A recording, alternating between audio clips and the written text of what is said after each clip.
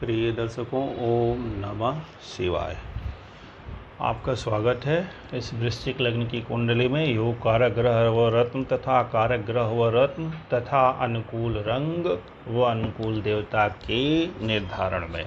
तो ये हमारी लग्न कुंडली है। इस लग्न कुंडली में यहाँ पे यदि 8 नंबर लिखा हो तो 8 नंबर लिखा हो तो ये वृश्चिक लग्न या स्कॉर्पियो एसेंडेंट की का चार्ट बन जाता है कि कुंडली बन जाती है। तो ये स्कॉर्पियो लग्न की कुंडली है। तो हम देख लें, सर्वप्रथम यहाँ 8 नंबर हो गया तो 8 नंबर के स्वामी हो जाते हैं कौन? मंगल। तो 1 नंबर पे जो हो जाएगा मंगल हमारे योगकारी हो जाएंगे और इनका रत्न लाल मूंगा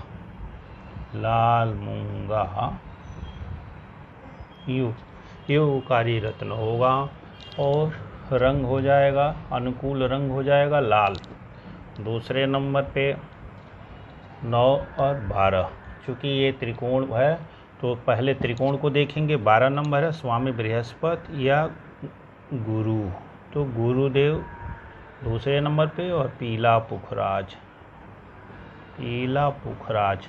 दूसरी रात। अब यहाँ भी देखिए, दूसरे भाव के स्वामी को मारक कहते हैं, पर यहाँ गुरु मारक नहीं होंगे। क्यों? क्योंकि दूसरे और 12 में दोनों का निर्धारण वो कारक होंगे कि अकारक होंगे, मारक होंगे कि योगकारी होंगे, इसका निर्धारण उसकी दूसरी राशि से देखते हैं। दूसरी राशि त्रिकोण में पड़ रही है, इसीलिए उन्हें दोष नहीं लगेगा और त्रिकोणेश लग्न का परम मित्र होता है। तो गुरु मंगल के परम मित्र हैं, इसी कारण ये मारकत्व का रंच मात्र भी दोष नहीं दिखाएंगे। तो अब आइए गुरु पीला पुखराज और तीसरे नंबर पे आइए। देखिए तीसरा त्रिकोण 4 नंबर है, एक ही राशि है, तो चंद्रमा जो है परम योगकारी हो जाएंगे। तो इनका रत्न है मोती और मोती के ऊपर रत्न भी आते हैं, मून स्टोन आदि, लेकिन मोती कोई महंगा नहीं होता, इसीलिए मोती ही धारण करना चाहिए। अनुकूल इसका रंग होता है सफ़ेद, दूधिया, पीला पुखराज और बहुत चर्चित है, और लाल मूंगा भी लाल ही होता है। तो इसमें भी योगकारी मंगल से अधिक योगकारी हो जाएंगे गुरु और ये चंद्रमा, क्योंकि मंगल के पास एक छठा भाव भी है। तो भी मंगल यदि यहाँ हो और इस भाव में स्थित हो तो भी मंगल यहाँ से 8वीं दृष्टि इनकी लग्न पे पड़ जाती है, तो यहाँ पे होने के बाद भी मंगल अच्छी स्थिति में रहेंगे और योगकारी होंगे। लाल मूंगा पहना जा सकता है। केंद्र त्रिकोण में रहेंगे तब तो निश्चित ही पहनना है, योगकारी ही रहेंगे। समग्रह के रूप में एक और ग्रह है, ये है समग्रह नहीं, ये भी योगकारी ग्रह होगा। परम योगकारी वो होंगे सूर्य, ये भी परम योगकारी ग्रह के रूप में हो जाएंगे। एक ही राशि है, दशम में है, तो इनका रत्न माणिक्य हो जाएगा। तो यदि वृश्चिक लग्न की कुंडली है तो पीला पुखराज, मोती और माणिक्य भी एक बहुत ही उपयोगी रत्न साबित हो जाएगा यदि सूर्य अच्छे स्थानों में स्थित हैं तो अब रंग देवता निर्धारण करेंगे। तो पंचम से और नवम से हम अनुकूल देवताओं का निर्धारण करेंगे। तो यहाँ गुरु हैं, तो गुरु के लिए भगवान नारायण या ब्रह्मा जी दोनों का उल्लेख है।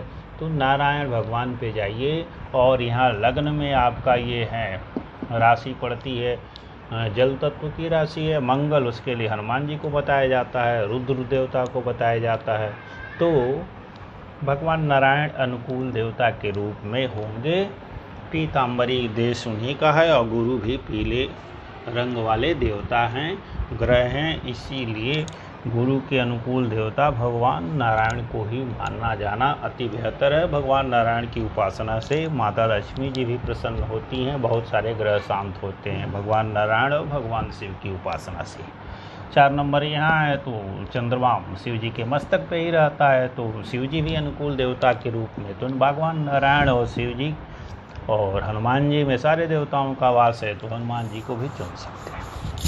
अब आइए अकारक ग्रह के रूप में जब जाएंगे तो अकारक ग्रह का चुनाव करेंगे तो उस समय हो जाएंगे अकारक ग्रह। अब बहुत कुछ निश्चित हो गया होगा, तो अकारक ग्रहों में 1 नंबर पे आ जाएगा। यहाँ देखिए 7 नंबर यहाँ है 2 नंबर तो शुक्र आ जाएंगे और इनका रत्न हीरा आ जाएगा। ये 1 नंबर का आकारक हो जाएगा। दूसरे नंबर पे आकारक हो जाएंगे, यहाँ देखिए अशुभ भाव और ये केंद्र का भाव, तो ये समग्रह के रूप में शनिदेव व्यवहार करेंगे। बुध परम आकारक होगा, 3 और 6 दोनों अशुभ भाव हैं, तो 1 नंबर पे आकारक बुध ही होगा। हमने अब पहले शुक्र लिख दिया है, लेकिन 1 नंबर पे आकारक आप बुध को मानेंगे।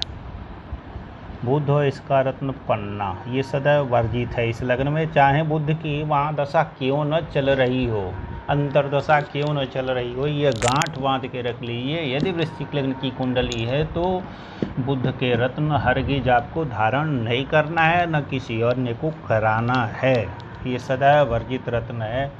शुक्र शुभ ग्रह है, सोच भी सकते हैं, परंतु इनमें से कोई पहना है तो हीरा पहन नहीं सकते हैं, प्रकृति के खिलाफ है, इसीलिए यह भी वर्जित रत्न है। हीरा भी संयुक्त रत्नों के रूप में सोचा जाता है जब ये सब पिट गए हों कुछ बहुत विशेष स्थिति में ही, ये साधारण के तौर पे यही है और इसे आप पालन करेंगे तो सुखी रहेंगे। यदि बुध की महादशा चली है, बुध कमजोर है, तो उसके मंत्र हैं, अनुकूल गणेश जी की उपासना है और गणपति अथर्व शीर्ष आदि का पाठ है, तो ये सब काम में आते हैं, रत्न नहीं। तीसरे नंबर पे शनिदेव को भी हम इसी आकारकत्व की श्रेणी में ही रखेंगे।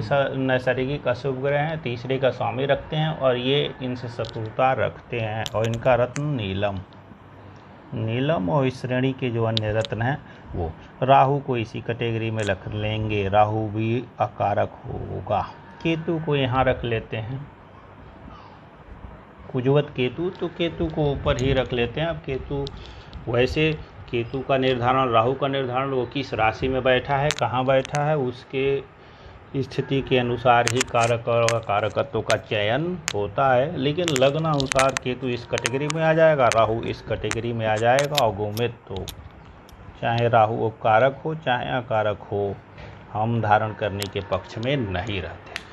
यदि इस चैनल पर नए हो तो ये सब्सक्राइब लिखा है, सब्सक्राइब दबाएं, यहाँ घंटी होगी उसे दबाएं ताकि सब्सक्राइबर बन जाएं और अगली आने वाली वीडियो की सूचना आप तक पहुँच जाए। यहाँ व्हाट्सएप नंबर लिखा हुआ है, यदि कुंडली दिखाना है तो आप व्हाट्सएप कर सकते हैं और यदि कोई संदेह आदि हो तो इसी पाठ से संबंधित प्रश्न हो तो कमेंट सेक्शन में जाके लिखें, जवाब अवश्य दिया जाता है।